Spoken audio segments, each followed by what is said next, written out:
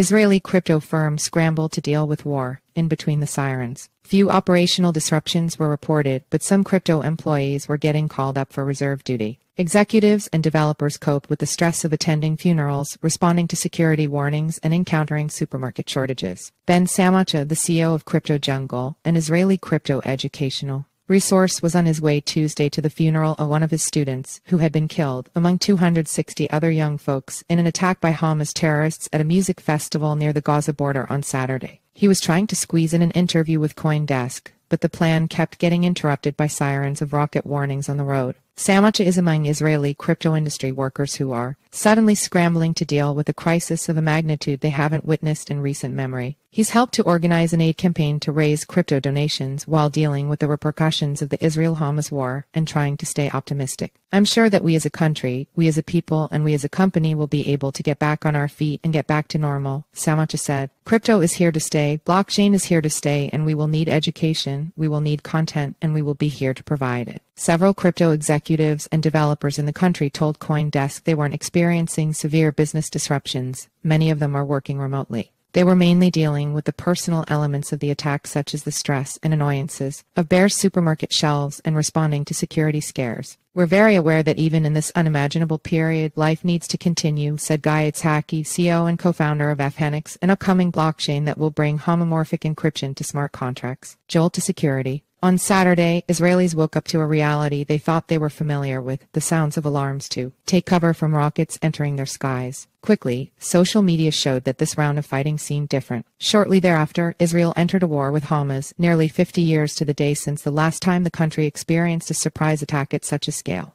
Over 1,000 Israelis have died since Saturday, with 2,500 people injured, according to local media, and over 100 children, women, and elderly Israelis have been kidnapped and taken to Gaza. The war has not only deeply affected the collective psyche of the nation, but the day-to-day operations and the employees of Israeli crypto companies have also been stalled. The country, known sometimes as the startup nation, has an economy where tech jobs comprise about 14% of the workforce. One of the largest projects so far to come out of the disaster is Crypto Aid Israel, a campaign led by many Israeli crypto firms which accepts crypto donations to help citizens who have been affected or displaced by the ongoing war. Samocha helped to organize the campaign along with his chief operating officer, and the effort has raised roughly $85,000 in the 24 hours since its launch on Monday. Samocha said his employees at CryptoJungle are all taking part in the campaign, donating blood. Many crypto firms are also helping to organize volunteer activities like preparing food or clothing for those who need it so that companies can collect or go together as a team to support those most affected by the violence. Asaf Nadler, co-founder of Addressable, which helps Web3 marketers engage with audiences despite anonymity, said that half of his employees are volunteering to help out, either donating blood or helping get clothes or food. People are deeply involved in that as a company. Crypto firms remain mostly open, but have made plans to adjust to reshuffling of employees. Several crypto executives told CoinDesk that employees had been called up to reserve duties in the army. Others are allowing employees time to partake in volunteering or to support relatives affected by the violence. No one is really expecting employees to really work right now or to be like 100%, Tal Shalom, a partner at Collider Ventures, a venture capital firm that invests in Israeli Web3 companies, told CoinDesk. Companies focusing right now are preparing themselves for different scenarios, like working fully remote or operating from different sites in case they're not able to go into the office, Shalom added. Glad to be working. Other companies have also said that showing up for work may give some employees a welcome escape from the harsh reality of the news headlines. Itzhaki of Phoenix told CoinDesk that his company wants to give them this opportunity to actually work, because working for me is one of the things that you can do that would actually take your mind off everything that's happening.